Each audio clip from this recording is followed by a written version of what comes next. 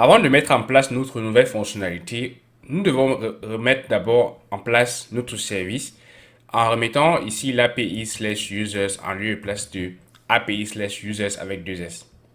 Maintenant que c'est fait, nous pouvons désormais générer un nouveau module à l'intérieur de notre application que nous allons appeler Books simplement.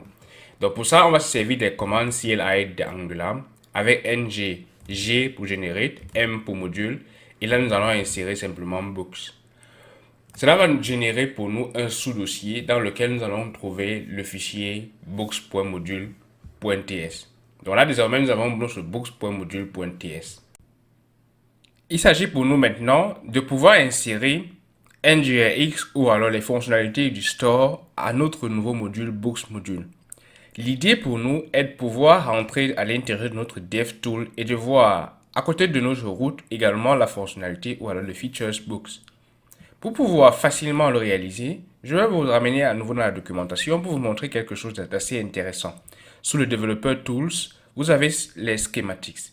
Les schematics, ce sont ces fonctionnalités-là qui nous permettent d'auto-générer certaines fonctionnalités, comme c'est le cas avec par exemple ngGenerate de Angular CLI.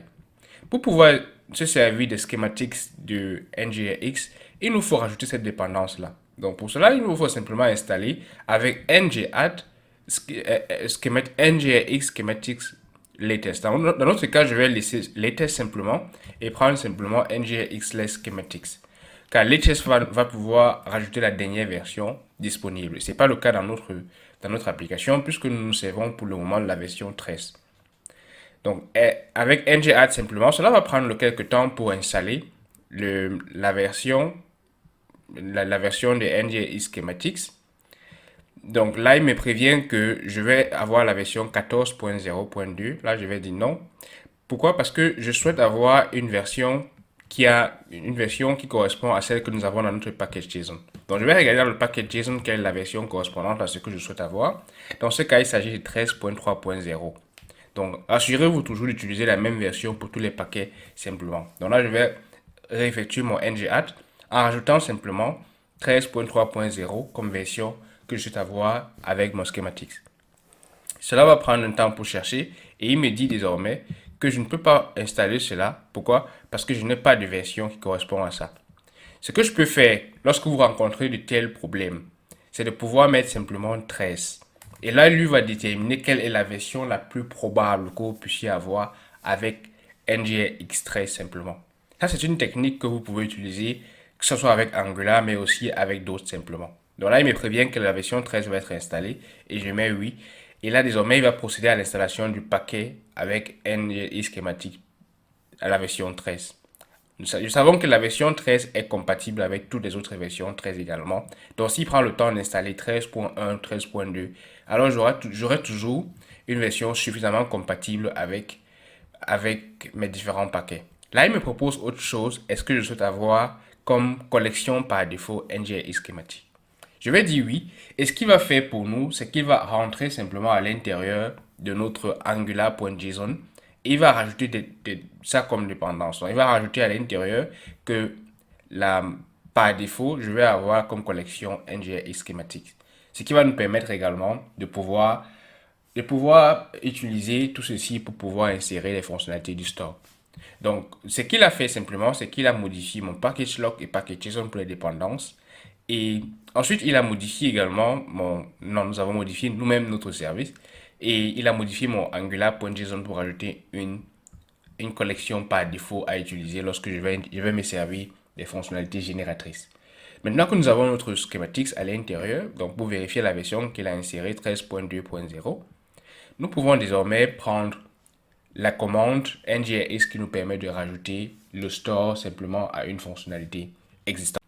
Pour ajouter maintenant le store grâce aux schematics à l'intérieur de notre application, nous devons nous servir de la commande que nous offre les schematics. Naturellement, c'est comme dans le cas d'Angular CLI avec ng simplement. Là, nous aurons generate, comme dans le cas d'Angular CLI. Et maintenant, je vais avoir plutôt store au lieu de module, pipe, service, comme nous avons eu jusqu'à présent avec les autres choses. Ce qu'il ne me reste plus à faire, c'est de pouvoir donner le nom de ma fonctionnalité en fait. Et dans notre cas, nous voulons avoir books. Naturellement, c'est sous le dossier book que nous allons avoir tout ça. Il faut que je précise quel est le nom du module auquel il va être associé. Dans ce cas, il s'agit naturellement de books.module.ts. En plus de cela, je vais avoir mon books.module.ts, ça c'est vrai, ça c'est sûr. Et désormais, si je veux voir ce que cette fonctionnalité va, ce que cette commande va générer, je peux mettre simplement dry run. Avec dry run, vous pouvez vous servir de cela, que ce soit dans le cas de NGRX ou d'Angular CLI simplement, pour voir ce que va faire votre commande avant qu'elle ne soit exécutée. Donc en fait, elle va juste simuler pour vous montrer qu'en réalité, elle va créer sous le dossier reducer index.ts et il va faire update de notre books module. Dans notre cas, je ne veux pas qu'il crée un dossier reducer. Je veux qu'il suive la même structure que nous avons eu avec state simplement. C'est pourquoi j'ai l'opportunité, en plus du module, de spécifier également le state path. State-path qui me donne en fait quel est le dossier qui va être créé pour ça. Donc là, je vais dire que cela va créer un dossier state comme nous avons eu à le faire jusqu'à présent. On peut l'appeler store ou alors appeler avec tout autre nom. Cela en fonction de vos besoins dans l'application. Si j'effectue cette commande avec dry run à nouveau, il ne va rien modifier et juste me montrer qu'il va créer un sous-dossier state à l'intérieur duquel il y aura un fichier index.ts et il va modifier mon module. Si je suis d'accord avec cela, je peux enlever dry run et je peux dire désormais tu peux exécuter cette commande là en réalité. Donc il va se charger d'exécuter la commande désormais et on aura les changements à l'intérieur puisque j'aurai un sous-dossier, j'aurai un sous-fichier index et j'aurai également un books module qui a été modifié avec l'appel de store module .forFeatures. Il a appelé déjà avec mon book feature key, il a enregistré ma fonction réductrice et il a rajouté également les méta-réducteurs qui sont définis à l'intérieur de ce dernier dans mon fichier index.ts sur le dossier state. Là, nous avons encore un problème avec le fichier des environnements qui n'ont pas retrouvé le chemin d'accès initial. Donc là, je vais modifier le chemin d'accès.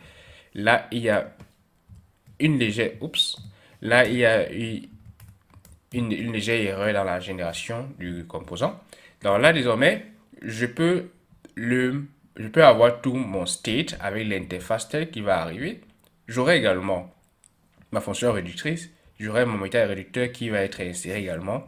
Comme nous avons eu à le faire jusqu'à présent. Vous voyez, cela a été créé sous mon dossier state avec un fichier index.ts contenant tous ces différents exports-là. Donc, ce que je n'ai plus qu'à faire pour moi, c'est de me dire si je veux gérer ce module-là, ou du moins si je veux le rajouter, je n'ai plus qu'à importer ce module à l'intérieur de mes imports avec les Angular imports, ou alors je peux utiliser le lazy loading pour pouvoir importer tout ceci.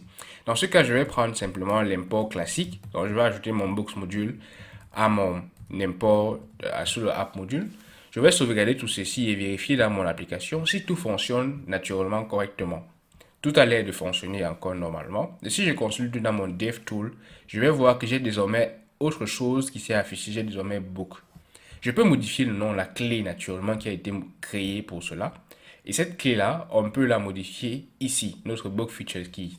Donc je peux rajouter la books puisqu'il s'agit de plusieurs livres.